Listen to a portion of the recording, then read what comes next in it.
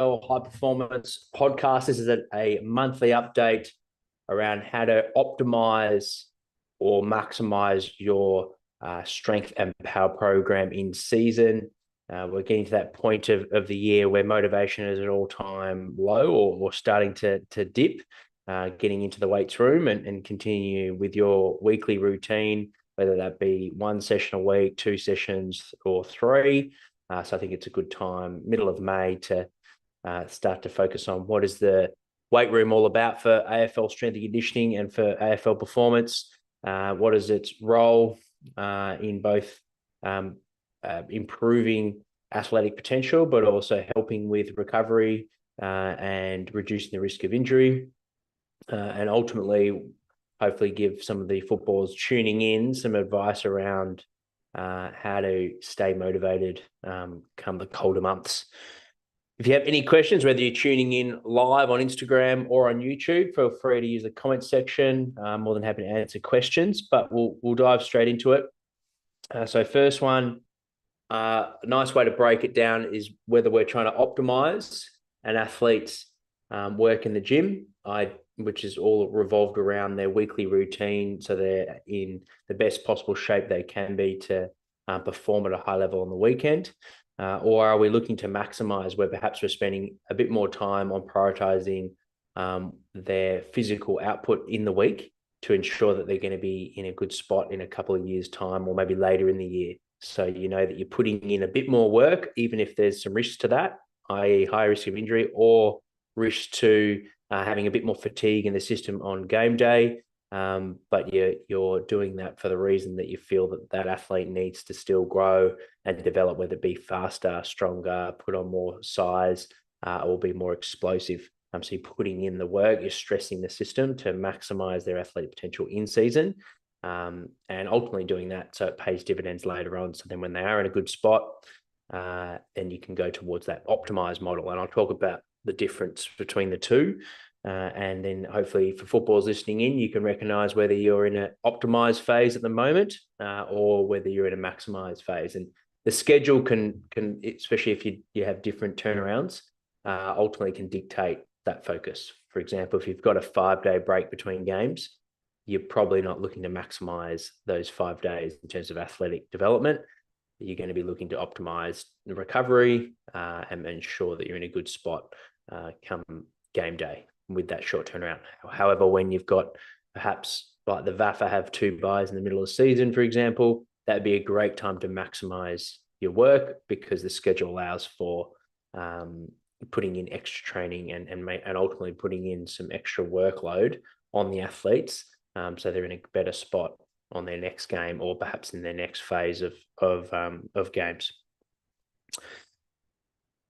In saying that, you'll typically always have athletes where the big picture is in mind. You're developing them for the future. So for those athletes, we're thinking maximize, and then you're always going to have your athletes at the other end of the scale that are in a really they've had a long career. They're at the pointy end of their career, and they're looking to optimize their performance on a weekly basis and reduce the risk of injury. So obviously the training load for those two different populations will be very different. Some common mindsets with strength and conditioning and high performance. So, and it's probably getting less common, but the idea of trying to reduce or maintain, so reduce the loss of fitness and reduce the loss of strength and power and speed across the season and maintain as best as possible. Conversely, we'll have, and that's obviously safe and it's got minimal risk of injury due to majority of the loads are coming from the game and you're not putting extra fatigue into the system. You're just doing the minimal amount with football 2 football sessions a week, maybe 1 to 2 gym sessions a week to maintain and reduce the reduction of strength and power across the season. So that's that maintenance / minimal amount, and it's very safe and it can get very good results, particularly with older training squads that have got years on their side, and you're not really looking to improve them from a significant athlete development point of view because their body composition's in a good spot. They're strong enough for their position. They've got good fitness under their belt from the years of simply playing the game, and they've got good quality speed, agility, and footwork from exposures of previous seasons and pre-seasons. So that can work with that typical training squad. Then you've got the other end for those that may be on the bottom of the ladder or looking to accelerate their development as a squad. Perhaps they're younger. So, clubs at the moment that you think of would be, Richmond Football Club, West Coast Eagles, Essendon Football Club. These clubs are younger, they're pushing and they're looking to accelerate their growth. St Kilda would be another one. Whereas the maintenance sort of minimal programs, you'd be thinking of things like Geelong, Collingwood Football Club. Now, that's not saying that they're not trying to push and grow those programs, and same with the younger squads. It's not like they're only putting in heaps of work and at the sacrifice of game day performance. Obviously, there's a happy middle ground, but generally there's going to be some themes there. More often than not, what you will find in the modern day programs at the AFL as well as NRL is that there's generally the consensus that we don't want to maintain. That's a risky mindset to have, and typically because it's such a long competitive season, years gone past, programs have learned and practitioners have learned that if you're just looking to put all the work in the preseason, off season, and then go into maintenance mode, you're going to be in a really poor position come August, September, when you want the athletes to be in their best optimal sort of shape, because they've deconditioned for a number of months leading up to that point. So you've got to be smart with your schedule. You've got to pick your windows where you can really put in the work, and that's where periodization comes in. That's where planning comes in with the coaches, the leaders, and everyone's bought into the same journey. And that's where at times you may look to manage a player, whether it be more game day rotations, because they're going through perhaps a bigger training block, or you may even look to rest a player that's overreaching and perhaps is showing signs of fatigue and risk, and rather than put them at risk for injury or to lose form from a performance point of view, they've been managed that week, and you see that quite commonly now. Signs that athletes are overreaching in season compared to signs when they're thriving. And that can be a good indicator of whether your approach, whether you've identified, you and the coaching group, medical staff as well, have identified these list of guys we're going to push and we're going to maximize. These list of guys we're going to look to optimize to reduce the risk of injury and ensure that they're in tip-top shape on the weekend. So of that maximized group, you know that you're putting in more work into that group. You know there's an element of higher risk. But how can you identify areas that you need to work on? So maybe there's a few of those guys that need to get stronger. They're less than 2 times body weight strength on their squat or deadlift, and they're less than 1.3 times body weight on their upper body strength with bench press, for example. So you're getting after that strength. They might be doing 2 strength sessions a week on those compound lifts, where the rest of the group might only be doing it once a week, which is pretty typical in season. Same for those, there may be another list of guys that are really strong and you're looking to maintain their strength. So they fall into the normal strength group program, but you're looking to maximize their power. So perhaps before every football training session, they do a 20-minute power session, thinking things like med ball throws, box jumps, plyometrics, bounding, anything isometrics where you're looking to generate force maximally in a short period of time. So that rate of force development. So they're high intensity, generating a force as fast as possible, really working on that projection, and it's plenty of rest period, and you're doing it when the athlete's fresh, so before football training, where typically power training in an AFL context is done with the strength work, which is after the field session. So if you're getting an extra 2 doses of that a week, and then they can focus on their strength work in the afternoons. Then there might be a group of guys that the weight room, they're in a good spot and you're looking to maximize their speed development. So working on, pre-training is another window where you can do some acceleration work, perhaps once a week. And then maybe on the other session, you're doing a max velocity work. So on a weekly basis, they're working on their ability to get to speed, get to A to B as quick as possible. So typically more on the kinetics if speed is their issue. Obviously still working on their efficiency, their kinematics, how well they can move. But for those athletes that you've identified that are strong, they're powerful. So their counter movement jump looks really good. Their drop jump really good relative to their position. So for them, they need to get work on their speed for their position. So the best way we can do that is on the field and identify whether they need to work more on their first 10 meters. So acceleration work, they might do that twice a week, or do they need more work on their max velocity? And the position could come into play with that as well. But typically, AFL footballers, they're going to have open space where they're going to need max speed up to 30 to 40 meters. And of course, they're always going to be working on their first 3 steps, their acceleration. So you might, for some of them, work on both of those qualities by getting an extra dose of acceleration once a week and an extra dose of max velocity. And pre-training is a good time for the acceleration aspect. For max velocity, we want to be mindful of max velocity. It's a strong stimulus, which is great for athlete development. But also, if you're in season, you're probably getting some exposures around 90% on game day.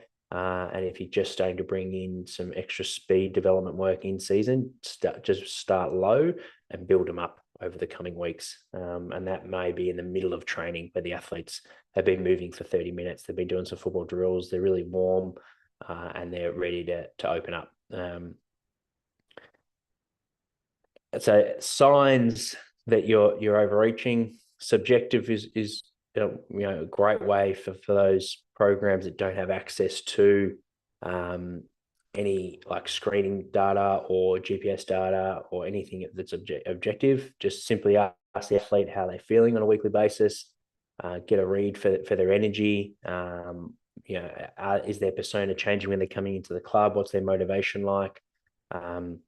Perhaps their form. So speaking to the coaches, is their form dipping? These are all areas that we can see that perhaps the maximal program that we're putting into place, do they need a bit of a deload? Or are we doing too much? Are we too focused on the strength and conditioning side of things? And it's actually taking away from the main thing, which is the football performance. So be mindful of that. Be mindful that, of course, if you're putting more workload in, it's going to come at a cost. So you want to find that happy balance of, yep, you've got the big picture in mind. This is a footballer that perhaps isn't breaking into the team yet. And we know that the AFL game compared to the VFL game or whatever the reserves level is, it's less intense. So you perhaps can get a little more work into that population compared to the AFL guys. But ultimately, we don't want to be playing around with their form too much. So if that's starting to take a dip, just strip back the volume a little bit. Aspects that on the flip side, where athletes are really thriving from the program, and perhaps you're looking at more for that optimized group where you've identified they're in a really good spot physically, and we just want to give them their best chance on a weekly basis to play their role at a really high level. So we want those athletes thriving. So energy is a great indicator. They're hitting some PBs with either their max velocity or personal best performances on the weekend with their football form. And just generally speaking, they're feeling really good. So the subjective side is key there. Strategies to test and monitor effectiveness of the program. I've already discussed some of these, but you want to standardize your testing. So if you are looking at max strength and you do a box squat, for example, make sure the box squat is of the same height that you tested on last time. If you're going to use velocity-based training, make sure the setup is exactly the same. It's the same piece of equipment and make sure that the testing apparatus is reliable and has been serviced recently. And that's a good way to increase just the numbers. Obviously, look how the athlete's moving. So coach the movement, have an idea of obviously the weight that they're lifting and also how fast they're moving the bar. So they may maintain their total weight at the same range of motion, the same box height, perhaps they moved it quicker. So it's just another piece of information that you can have if you do have access to gymwear or velocity-based training. And obviously that's a stronger athlete if they can move the same weight, but they're moving it faster. And it also allows you to just reduce the cost of a true 1RM or a 2 or a 3RM. If you can see that the athlete's moving the same weight faster, then they've improved. The program is working. So you don't need to do another heavy 1RM back squat, which is just putting more load on the athlete for the sake of getting feedback on the program. If you've got that velocity base on there and they're moving that same weight and they're moving singularly faster than last time, then the athlete's adapting well to the program. Other ways that you can use testing is isometric testing. So we know Natiria's ankle, knee, and hip ISOs. We can use those to monitor over time. We know that they come at a low cost in terms of fatigue. So you could do a session in the morning, and the athlete should be recovered by that afternoon if they're training the afternoon field session. So it's a great stimulus that we can do pre-training to prime them for training, but also to monitor their strength development in those running postures. So that's just something to take into account if you've got velocity, if you've got access to force plates. Obviously, we've got our jumps as well. So looking at our counter movement jump, our drop jump, so we can look at our power, how much watts can the athlete generate, as well as our reactive strength. And that should guide whether the athlete needs to work more on their maximal strength, their power, or their reactive strength, both in the weight room as well as pre-field during our performance prep exercises. In terms of a typical week and the mindset of a strength and conditioning coach, when we've identified that list of the group that we're looking to optimize, list of the guys that we're looking to maximize. So for a typical week, for those that we're looking to prioritize and maximize their development from a physical point of view, and this is typically because the coaches have identified perhaps they don't have the physical attributes to play the position in the team. So we know that if they're not making the team due to physical reasons, then it wouldn't make sense to not give them an individualized program and put in more work, because that athlete's going to be highly motivated to put in the work, but they also need to if their career could be cut short if they don't develop.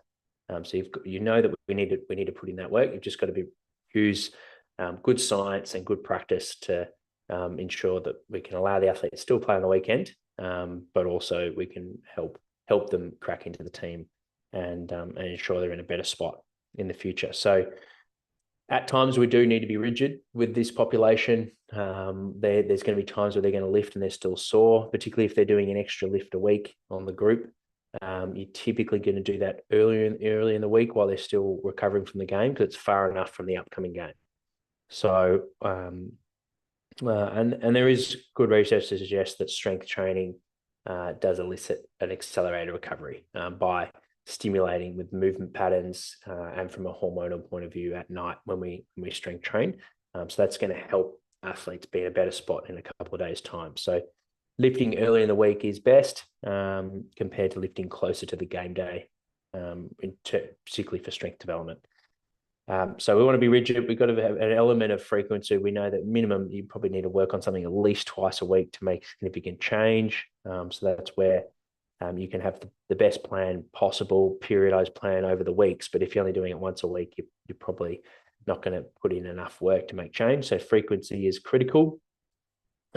Whereas those that are really looking to optimize, we need to be agile. We need to make sure that we're adjusting. You might be taking off a bit of volume in the strength session and sacrificing that strength session because you know the game was really demanding on the weekend, or perhaps that training session that they just completed in the morning was really demanding.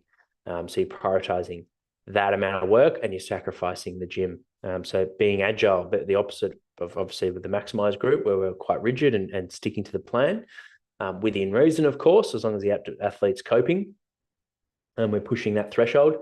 With the Optimise group, we want to mitigate the risk and we want to ensure that we're being proactive with our loading. So where possible, you're going to need to sacrifice a bit of volume in the gym to ensure that the athletes get the most out of the field sessions and the game day. Prioritizing recovery, which is the next segment. How does recovery change for the Optimise group compared to Maximise?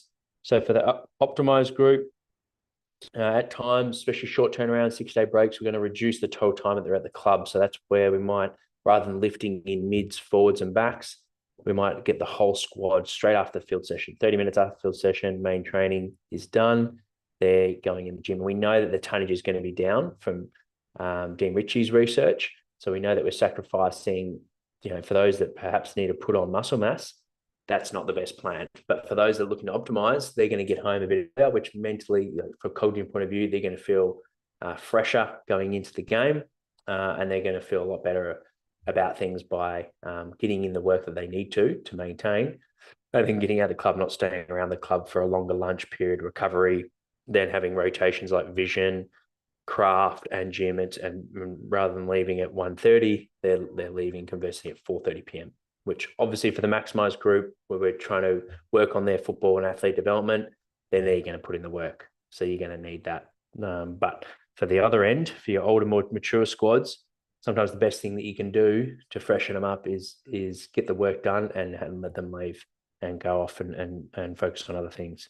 No limitations around recovery. Whatever the athlete needs, they should prioritize throughout the whole week to optimize and reduce the information, to optimize their outputs on the weekend.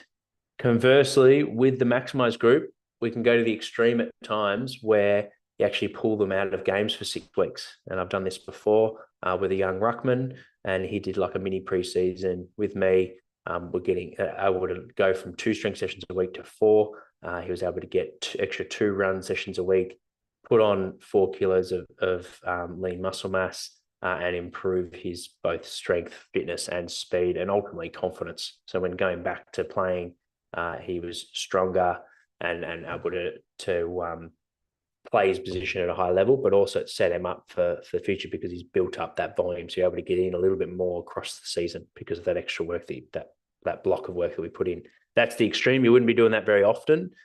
But at times you've got to have the big picture in mind, what's best for the athlete. We want to limit them for those particularly that want to put on muscle mass and get stronger, get anything where you're looking for adaptation. We want to limit them to extreme cold or heat because know that that can stunt the adaptation response. We know with training that's going to cause inflammation, and that's a good thing because the body's then going to grow and adapt.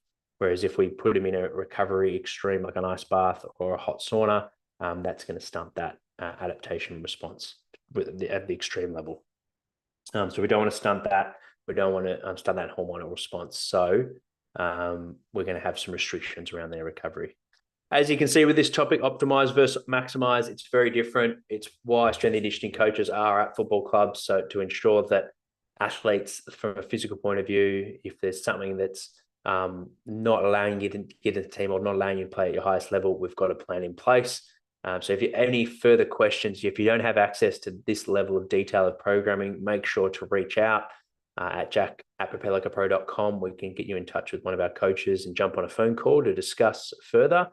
We also have an online program that you can join for free. There's a 14-day trial to get access to that, so you can get a bit of an idea. We've got our development program, which is very much the Maximise aspect. And then we've also got our Optimise program, which is called our Explosive Strength and Power program. So if you want to work on either of those two and get an experience and see what this looks like in real life, just hit me up on socials and I will send you the link. There's been a couple of Instagram questions. Jack Muskie, feel free to send them through. I did see one further up. My son, coach him play the entire match without making him rest, even for a while. How do I tackle this? Because he gets really tired playing continuously. Oh, that's a tricky one, Voren. If there's players on the bench and you haven't actually identified what age group this is, but if it's if it's junior football, if there's players sitting on the bench, I imagine they want to get on the field. So it may just be something to raise with the coach that if your son does feel like he needs a rest, at those age levels, he should be able to facilitate that. So I'm sure the coach will be open to that. Just pick the right environment for that conversation, I guess. But if there's no kids on the bench, obviously, then the coach is only going to be able to have to play everyone. So I guess that's a good experience for the athletes to sort of learn some resilience. But good question, challenging one to tackle, especially without all the context of information there. But all the best for on with that. Thanks for everyone that's tuned into this live. I will see you on our next episode. Make sure to subscribe to the YouTube channel if you haven't already.